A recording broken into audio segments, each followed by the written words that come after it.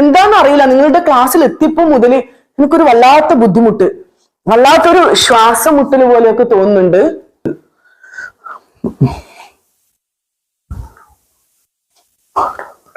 ഒരു ബാഡ് സ്മെല്ലും വരുന്നുണ്ട്.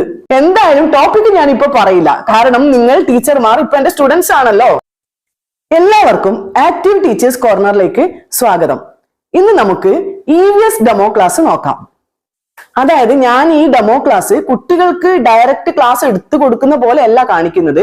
നിങ്ങൾ ടീച്ചർമാർക്ക് അത് എങ്ങനെ ഇൻട്രൊഡ്യൂസ് ചെയ്യാം എന്നത് മാത്രമാണ് കാണിക്കുന്നത്.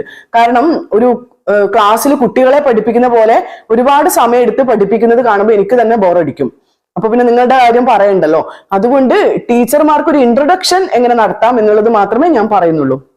അതല്ല, ശരിക്കും കുട്ടികളെ പഠിപ്പിക്കുന്ന രീതിയിൽ തന്നെ മുഴുവൻ ക്ലാസ്സും വേണമെന്നുണ്ടെങ്കിൽ നിങ്ങൾ കമന്റ് ചെയ്യണം കേട്ടോ. എനിക്ക് തോന്നുന്നു ഇതായിരിക്കും നിങ്ങൾക്ക് ടീച്ചർമാർക്ക് സമയം ലാഭിക്കാനും അതുപോലെ പെട്ടെന്ന് മനസ്സിലാവാനും ഇതായിരിക്കും നല്ലത്. എന്തായാലും നിങ്ങൾ കമന്റ് ചെയ്യൂ കേട്ടോ. ഡെമോ ക്ലാസ്സിന് പോകുന്ന ടീച്ചർമാര് കോൺഫിഡന്റ് ആയിരിക്കണം. അതേപോലെ ഇന്റർവ്യൂർ ആണ് നിങ്ങളുടെ മുന്നിൽ ഇരിക്കുന്നതെങ്കിലും കുട്ടികളാണ് നിങ്ങളുടെ മുന്നിൽ ഇരിക്കുന്നതെങ്കിലും അവരുമായിട്ട് നിങ്ങൾക്കൊരു ഐ കോണ്ടാക്ട് എന്തായാലും ഉണ്ടായിരിക്കണം. അതുപോലെ നിങ്ങളുടെ കമ്മ്യൂണിക്കേഷൻ സ്കില്ലും സ്ട്രോങ് ആയിരിക്കണം. പിന്നെ നമ്മൾ ടീച്ചർമാർ ആദ്യം തന്നെ ചെയ്യേണ്ട ബോർഡ് എൻട്രി ഒക്കെ നിങ്ങൾക്ക് ടീച്ചർമാർക്ക് അറിയുന്നുണ്ടാവും. അതിനെക്കുറിച്ചൊന്നും ഞാനിപ്പോ വിശദീകരിക്കുന്നില്ല. അപ്പൊ ഇനി അടുത്തതായിട്ട് ടോപ്പിക്. എന്തായാലും ടോപ്പിക് ഞാനിപ്പോ പറയില്ല, കാരണം നിങ്ങൾ ടീച്ചർമാർ ഇപ്പൊ എന്റെ സ്റ്റുഡൻസ് ആണല്ലോ. അപ്പൊ നിങ്ങൾ ആദ്യം തന്നെ ക്ലാസ്സിൽ ചെന്ന് സെൽഫ് ഇൻട്രൊഡക്ഷൻ ഒക്കെ നടത്തുക. അതിനുശേഷം നിങ്ങൾ കുട്ടികളോട് പറയണം, കുട്ടികളെ എന്താണെന്ന് അറിയില്ല, നിങ്ങളുടെ ക്ലാസ്സിൽ എത്തിയപ്പോ മുതൽ എനിക്കൊരു വല്ലാത്ത ബുദ്ധിമുട്ട്, വല്ലാത്തൊരു ശ്വാസം മുട്ടൽ പോലെയൊക്കെ തോന്നുന്നുണ്ട്.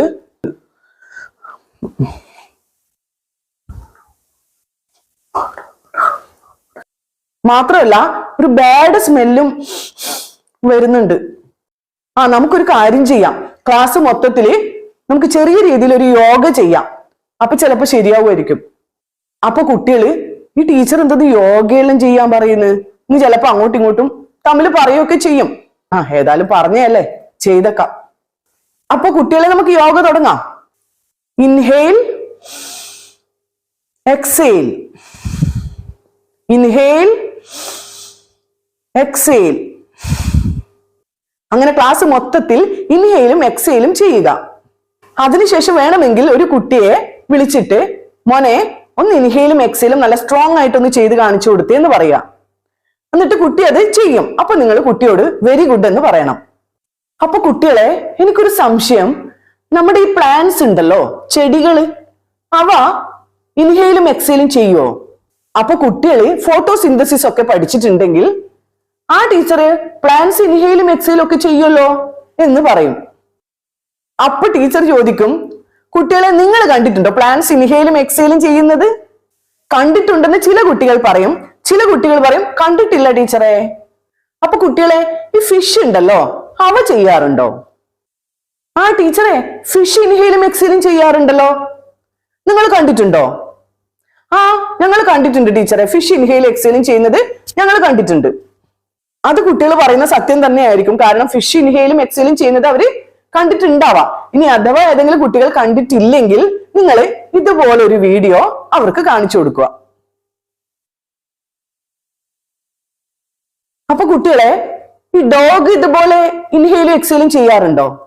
അതുപോലെ കൗ ചെയ്യാറുണ്ടോ? ബേർഡ്സ് ചെയ്യാറുണ്ടോ? അപ്പൊ ഇങ്ങനെയുള്ള കുറച്ച് ഉദാഹരണങ്ങളൊക്കെ കുട്ടികൾക്ക് പറഞ്ഞു കൊടുക്കുക. അപ്പൊ കുട്ടികളെ, നമ്മൾ ഹ്യൂമൻ ബീയിങ്സ് ഇൻഹെയിൽ ചെയ്യുന്ന സമയത്ത് ഏത് ഗ്യാസ് ആണ് ഉള്ളിലേക്ക് എടുക്കുന്നത്? അതുപോലെ എക്സെയിൽ ചെയ്യുന്ന സമയത്ത് ഏത് ഗ്യാസ് ആണ് പുറത്തേക്ക് വിടുന്നത്?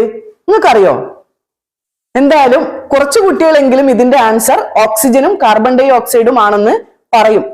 അപ്പൊ കുട്ടികളെ, ഈ മരങ്ങൾ ഉണ്ടല്ലോ, ട്രീസ്, അവ ഇൻഹെയിൽ ചെയ്യുന്ന സമയത്ത് ഏത് ഗ്യാസ് ആണ് ഉള്ളിലേക്ക് എടുക്കുന്നത്? അതുപോലെ എക്സെയിൽ ചെയ്യുന്ന സമയത്ത് ഏത് ഗ്യാസ് ആണ് പുറത്തേക്ക് വിടുന്നത്? നിങ്ങൾക്കറിയോ? ഇവിടെയും ചില കുട്ടികൾ കാർബൺ ഡൈ ഓക്സൈഡും ഓക്സിജനും ആണെന്ന് ആൻസർ പറയും. അപ്പൊ ടീച്ചർ കുട്ടികളൊന്ന് അപ്രീഷിയേറ്റ് ചെയ്യണം. ടീച്ചർ പറയണം, നിങ്ങൾ ഭയങ്കര സ്മാർട്ടായ കുട്ടികൾ തന്നെ, നിങ്ങൾക്ക് എല്ലാത്തിന്റെ ആൻസർ അറിയാലോ, വെരി ഗുഡ്. ഇനിയിപ്പോ കുട്ടികളെല്ലാം നിങ്ങളുടെ മുന്നിൽ ഇന്റർവ്യൂർ ആണ് ഇരിക്കുന്നതെങ്കിലും നിങ്ങൾക്ക് ഇങ്ങനെ തന്നെ പറയാം, കാരണം നിങ്ങൾ ലൈവ് ക്ലാസ് ആണ് എടുക്കുന്നത്.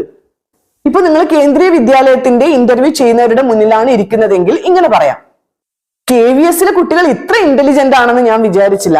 Very good. അപ്പൊ ഇങ്ങനെ പറയുന്നോണ്ടുണ്ടല്ലോ ആ ഇന്റർവ്യൂ ചെയ്യുന്ന സിറ്റുവേഷനിലും കുറച്ച് തമാശയൊക്കെ വരും. അത് മാത്രമല്ല, അപ്പൊ ഇന്റർവ്യൂ ചെയ്യുന്നവർക്ക് തോന്നും ഈ ടീച്ചർക്ക് നല്ല കോൺഫിഡന്റ് ഉണ്ട്, അപ്പൊ പിന്നെ ക്ലാസ് ഒക്കെ കൺട്രോൾ ചെയ്ത് നല്ലൊരു ഹെൽത്തി അറ്റ്മോസ്ഫിയറിൽ നല്ല രീതിയിൽ ക്ലാസ് എടുക്കാൻ പറ്റുന്ന ഒരു ടീച്ചർ തന്നെയാണ് തങ്ങളുടെ മുന്നിൽ നിൽക്കുന്നത് എന്ന് അവർക്ക് തോന്നും.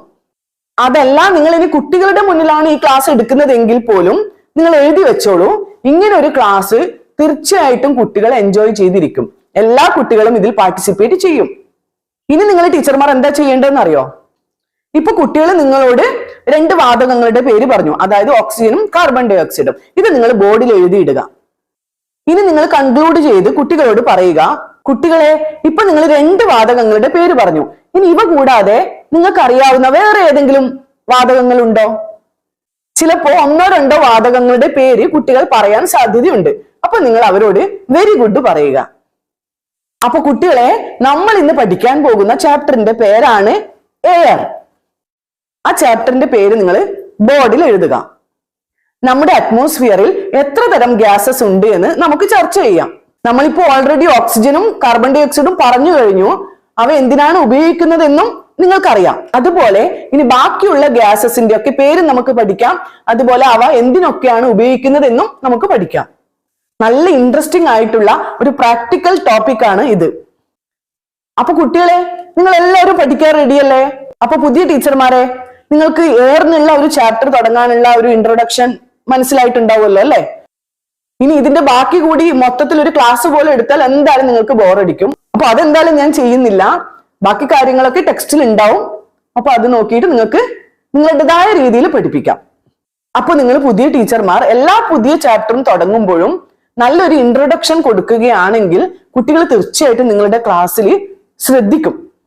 ഓരോ പുതിയ ചാപ്റ്ററും തുടങ്ങാൻ വേണ്ടിയിട്ട് അവരിങ്ങനെ വെയിറ്റ് ചെയ്തിരിക്കും.